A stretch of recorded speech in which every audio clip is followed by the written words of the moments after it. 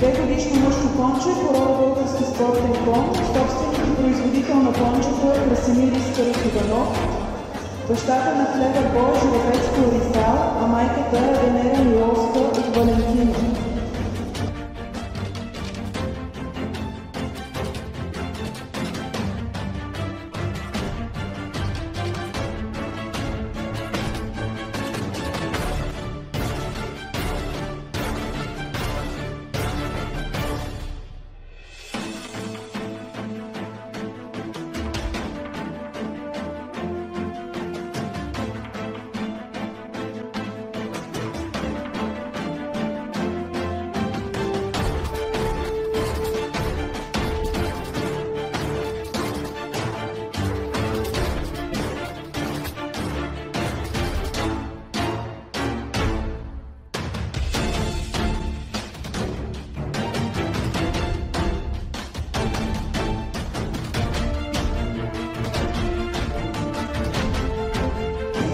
И на първо място с 8,322 точки е Клевър Бой.